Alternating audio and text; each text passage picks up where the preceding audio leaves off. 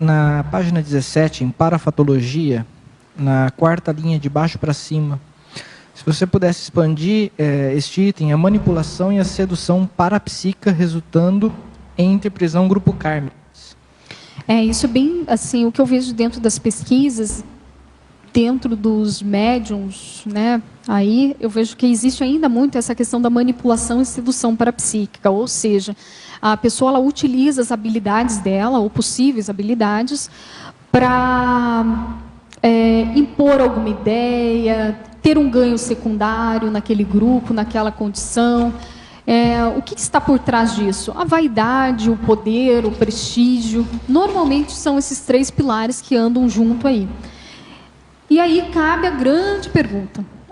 Eu vejo assim que ainda temos que trabalhar resquícios desses traços para que nós provoquemos o fenômeno parapsíquico de uma maneira mais autoconsciente, lúcida e interassistencial.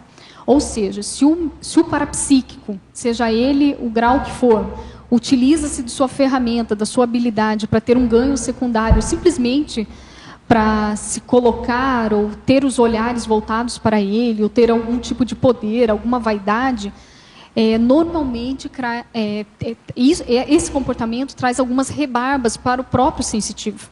Então, que é aquela questão da ação e reação, né? Às vezes não é na hora isso, mas com certeza alguma consequência tem.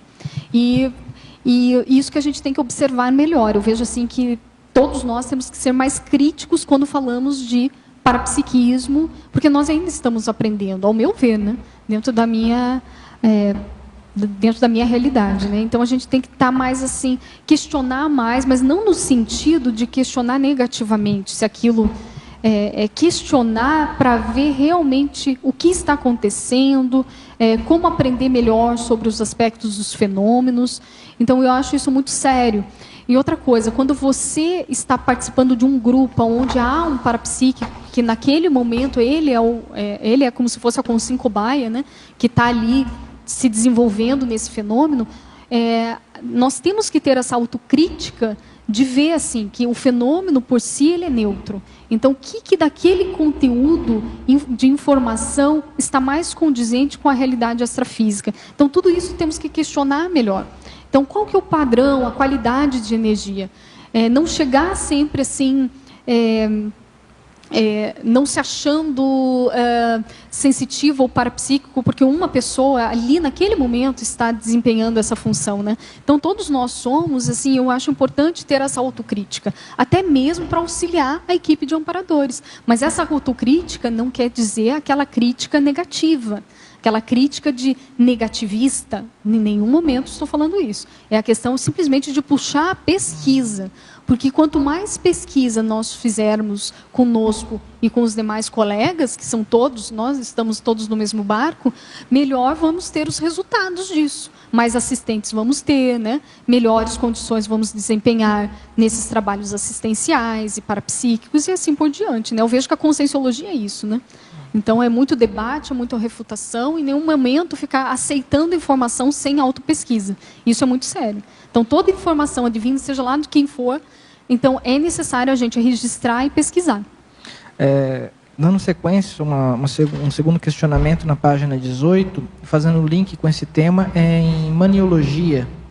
A megalomania da indústria mediúnica impossibilitando o desenvolvimento parapsíquico lúcido e interassistencial. Acho que tem tudo a ver com o que você está falando. Tem tudo a ver. Então, são esses médiums que normalmente acontece isso na sociedade, tá? Relacionados aí com religiões, correto?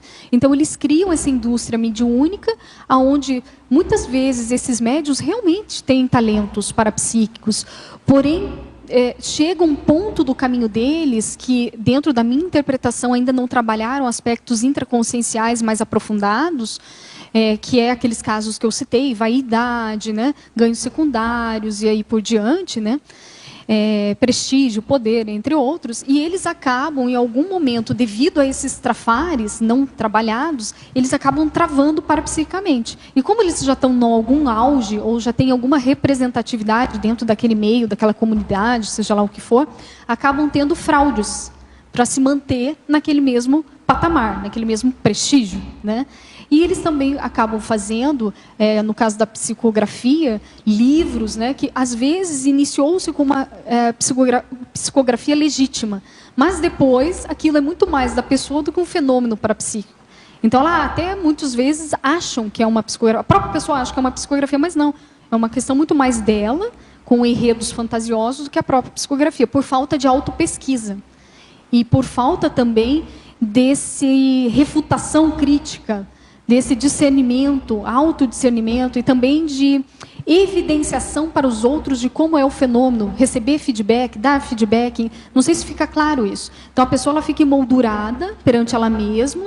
É a síndrome lá da pitonisa, né?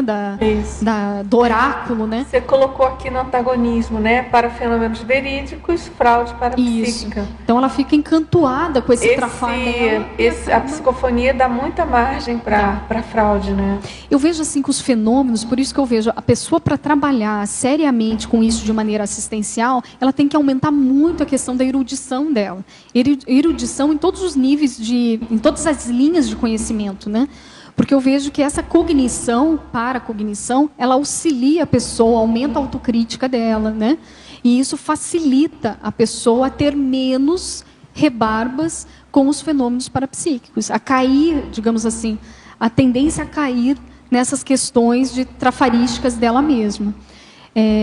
Dentro dessa questão cognitiva, não é simplesmente ser um intelectual, não é isso. Porque temos inúmeros intelectuais que não também são abertos ao feedback. Então, quando eu falo intelectualidade, é a autointelectualidade no contexto de ser curioso com o conhecimento e se permitir receber feedback, sempre estar aberto a novas possibilidades. Que você nunca assim, está tão certo, ou você sempre está certo, né? Não é isso, é a pessoa mais flexível, isso ajuda muito.